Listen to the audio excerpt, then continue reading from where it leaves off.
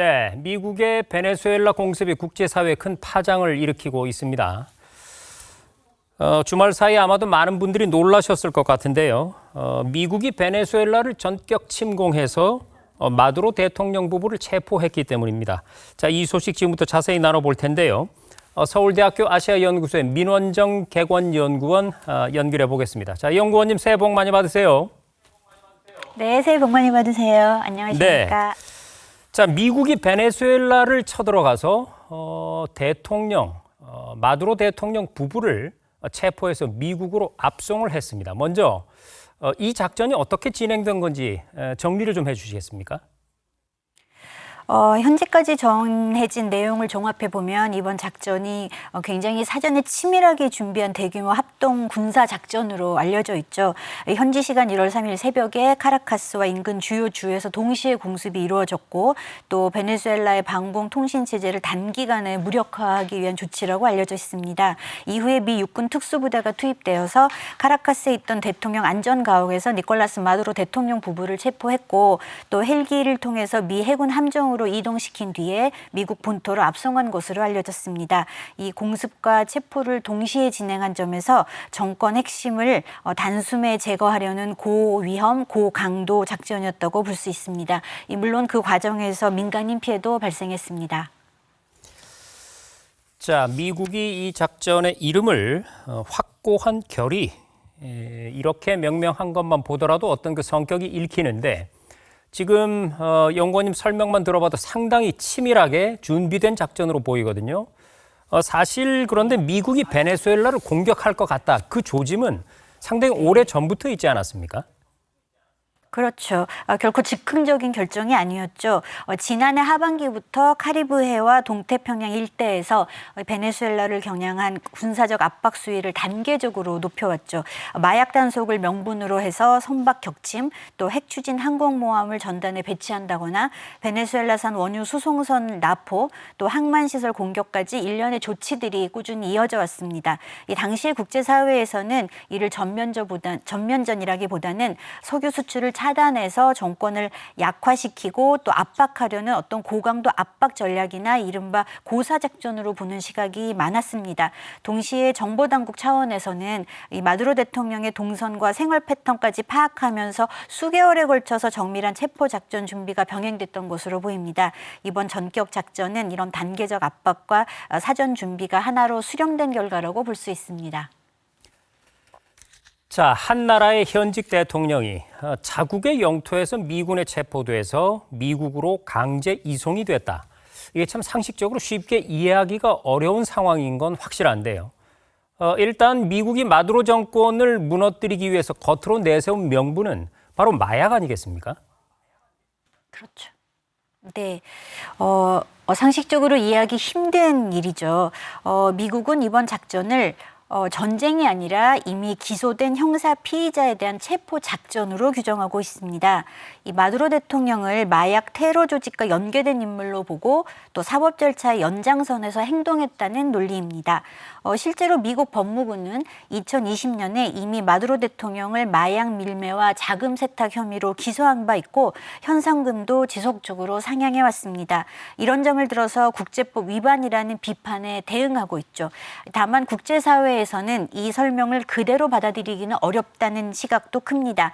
베네수엘라는 펜타닐 주요 생산국이 아니고 또 코카인의 주요 유통 경로 역시 미국보다는 유럽이라는 점, 또 마두로 대통령과 마약 조직 간의 직접 증거가 충분하지 않다는 지적이 나오고 있습니다. 또한 트럼프 대통령이 최근 마약 밀매 혐의로 복역했던 온두라스 전 대통령을 사면한 사실까지 겹치면서 논란이 되고 있습니다.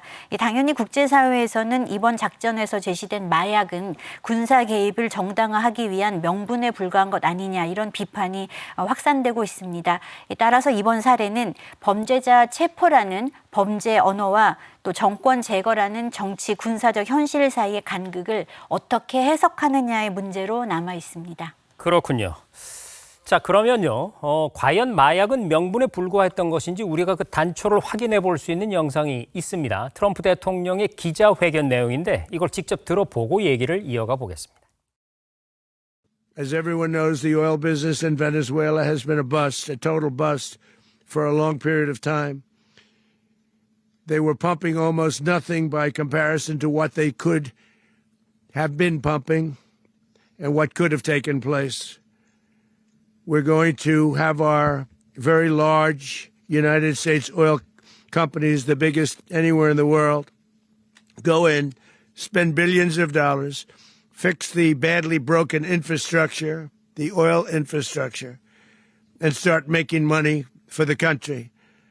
And we are ready to stage a second and much larger attack if 네, 아까 우리 민원정 연구원님께서도 언급해 주셨듯이 사실 남미의 마약 문제 어제 오늘 일이 아니거든요. 미국이 지금 이 시점에서 군사 행동까지 감행한 이유, 조금 전에 들은 기자회견에서 어느 정도 짐작해 볼 수가 있겠는데, 자, 연구원님, 트럼프 대통령의 진짜 속내 뭐라고 볼 수 있을까요?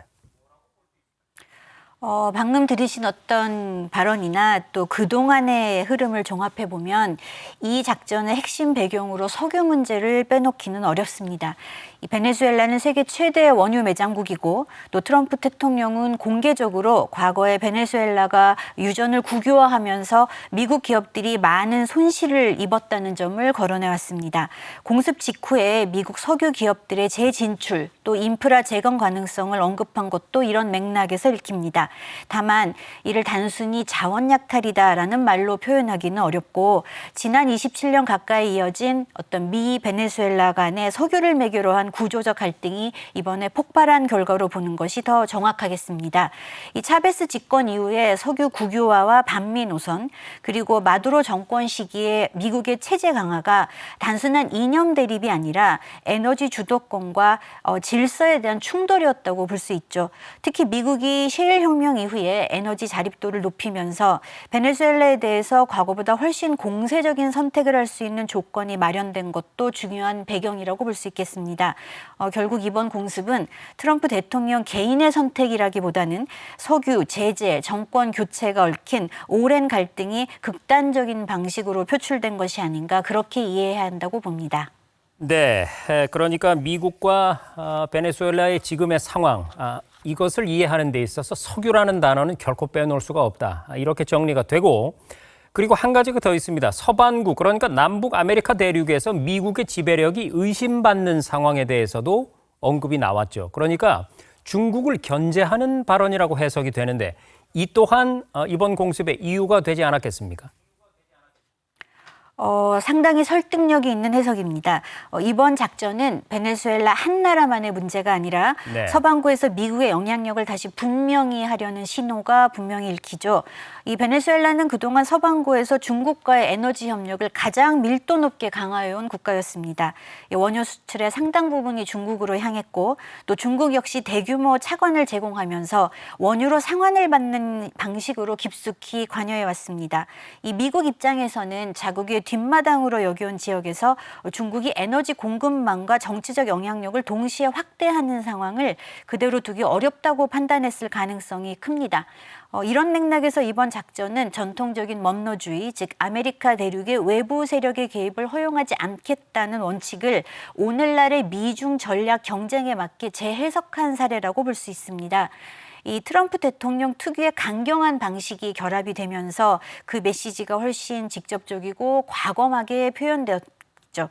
결국에 이번 공습이 베네수엘라 정권 교체를 넘어서서 서반구에서 세력권 경쟁에서 미국이 여전히 주도권을 쥐고 있다는 점을 이 중국은 물론 국제사회에 동시에 각인시키려는 행보로 이해할 수 있습니다. 네, 지금 말씀 중에 중요한 단어가 하나 나왔는데 멀로주의, 그리고 지금은 또 여기에 도널드 트럼프 대통령이 이름을 넣어서 돈로주의라고 표현을 하거든요. 이게 패권 추구는 동일하되 멀로주의는 기존에 좀 방어적인 입장이었다면 돈로주의는 적극적이고 팽창적이다. 이렇게 일단 정리를 좀 해보고요. 자, 트럼프 미국 행정부가 마두로 대통령을 체포한 날이 1월 3일이었죠. 이게 그런데요, 공교롭게도 36년 전 똑같은 날 미국이 파나마의 실권자 노리에가를 체포해서 미국으로 압송했습니다. 외국의 지도자를 무력으로 체포한 두 사건, 어떤 공통점과 차이점이 있을지 간략히 한번 정리해 주시죠. 이 두 사건은 미국이 외국 지도자를 국가 원수가 아니라 범죄자로 규정해서 군사력을 동원해 체포 압송했다는 점에서 분명한 공통점이 있죠. 이 36년 전 파나마의 마누엘 노리에가 역시 마약 범죄 혐의로 미국 사법 당국이 기소된 인물이었고 또 미국은 이를 근거로 군사 작전을 정당화했습니다. 하지만 이 두 건 사이에는 중요한 차이가 있죠. 파나마는 인구와 국력 면에서 상대적으로 작은 국가였고 또 국제적으로도 고립된 상황이었습니다. 이 반면 베네수엘라는 세계 최대 수준의 원유 매장국으로 중국과 러시아가 깊이 관여한 지정학적 핵심 국가입니다. 작전 방식도 달랐죠. 이 1989년 파나마 침공은 이 대규모 지상군이 투입된 전면전에 가까웠다면 이번 베네수엘라 작전은 공습과 특수부대를 결합한 정밀 참수 작전이었죠. 이 더 중요한 차이는 이후의 전망입니다. 이 파나마는 노리에가 축출 이후에 군을 해체하고 비교적 빠르게 제도적 안정을 찾았지만 베네수엘라는 이미 경제와 사회 구조가 깊이 붕괴되어 있고 또 무장 민병대가 곳곳에 존재합니다. 그래서 이번 사건이 파나마식 안정으로 이어질지 아니면 장기적 혼란으로 갈지는 단정하기 어렵습니다. 네, 그 부분은 어떻게 진행될지 우리가 좀 예의주시해야 될 것 같고요. 미국의 마두로 베네수엘라 대통령 체포 작전의 국제사회의 반응은 엇갈리고 있습니다. 일단 간략하게 제가 외신을 정리를 해보면 무력 침략을 저질렀다 이렇게 강력하게 규탄하는 쪽은 러시아와 중국이고 유엔 또한 이번 행동이 위험한 선례가 될 수 있다 이렇게 우려를 내놓은 반면에 우크라이나 문제가 얽혀있는 유럽 같은 경우는 상당히 신중한 입장입니다. 인접한 남아메리카 국가들 반응도 궁금한데 연구원님께서 한번 묶어서 간략히 정리를 해주시죠. 말씀하신 것처럼 국제사회 반응이 강하게 갈리고 있죠. 중국, 러시아 그리고 다시의 중남미 국가들은 이번 조치가 국제법과 유엔 헌장을 위반한 군사 개입이다라고 규정하면서 위험한 선례가 될 수 있다고 비판합니다. 유엔 역시 사무총장 명의로 국제법 질서가 훼손되고 있다는 점에 깊은 우려를 표하고 있습니다. 반면 유럽의 입장은 훨씬 신중하죠. 이 마두로 정권의 정당성에는 문제를 제기하면서도 동시에 무력 개입이 국제법적 원칙을 훼손해서는 안 된다는 양면적 메시지를 내고 있습니다. 말씀하신 것처럼 우크라이나 전쟁 등에서 미국과의 전략적 협력이 필요한 현실을 반영한 태도로 볼 수 있습니다. 이 중남미 내부에서도 입장이 엇갈립니다. 멕시코, 브라질, 쿠바 등은 역사적 경험을 이유로 강하게 반발한 반면 또 이에 더해서 칠레나 콜롬비아 또 멀리 스페인도 또 우루과이도 이에 반발을 했지만 이 아르헨티나처럼 또 트럼프의 행정부와 노선을 같이 하는 정부는 공개적으로 환영의 뜻을 밝혔습니다. 그러나 이제 2026년에 이미 우파 정권의 대통령이 당선된 칠레를 비롯해서 2026년에 있을 중남미 여러 곳의 선거에서 중남미 대부분의 나라들이 우파 정권으로 전향할 가능성이 있는 상황을 예측해 보면 이러한 중남미 사회 반응도 어떻게 달라질지 주시해 볼 필요가 있습니다. 어떤 이유에서건 이처럼 반응이 갈리는 이유는 이번 사태가 단순히 베네수엘라 문제가 아니라 국제법 질서, 주권 원칙 그리고 미중을 축으로 한 강대국 경쟁이 동시에 걸린 사안이기 때문이겠죠. 그래서 이번 공습은 한마디로 단기적인 계산은 분명히 하지만 장기적 결과는 매우 불확실한 선택이었다고 봅니다. 이 미국 입장에서는 정권의 상징을 제거함으로써 강력한 메시지를 전달했지만 그것이 베네수엘라의 안정이나 지역 질서의 회복으로 이어질지는 정말 미지수입니다. 특히 군사력과 사법 논리를 결합해서 외국 지도자를 체포하는 방식은 국제 질서 차원에서는 매우 위험한 선례가 될 수 있죠. 이 과거 중남미의 경험을 보면 외부 개입은 문제를 빠르게 끝내기보다는 새로운 불안정의 시작이 된 경우가 더 많았습니다. 바로 얼마 전 페루와 아르헨티나에서는 이 베네수엘라 국민들의 입국 금지 조치를 했습니다. 이러한 입국 제한 조치는 특정 집단을 겨냥한 정치적인 판단이라기보다는 대규모 유입 가능성에 대한 사전 관리 성격이 강해 보입니다. 이 두 나라 모두 이미 베네수엘라 난민과 이주민 때문에 매우 혼돈된 사태였기 때문에 이러한 조치를 미리 차단하려는 신호로 보입니다. 네. 자, 이제 마지막 질문 드려야겠습니다. 우리 정부는 이번 사태와 관련해서 상황이 조속히 안정되길 바란다 이런 입장을 내놓았습니다. 이번 베네수엘라 사태가 우리나라에 미칠 영향 또 우리에게 주는 과제 어떻게 정리해 볼 수 있을까요?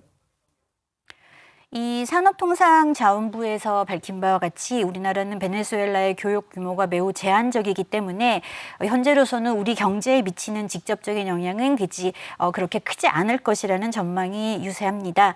다만 외교 통상 환경 측면에서는 이번 사태를 조심스럽게 지켜볼 필요는 있어 보입니다. 우리로서는 국제 정세가 빠르게 변화하는 상황에서 기존의 외교 안보 관행과 다르게 전개되는 사례에 어떻게 대응해야 할 것인가 준비를 잘해야 하는데 어떤 당장의 대응보다는 상황 전개를 면밀히 관찰하면서 중장기적 관점에서 준비해 나가는 접근이 보다 현실적인 선택이 될 것이라고 생각합니다. 네, 잘 들었습니다. 더욱 치밀한 선택과 대응이 필요한 시점이 아닐까 싶습니다. 지금까지 서울대학교 아시아연구소의 민원정 객원연구원이었습니다. 연구원님 고맙습니다. 감사합니다.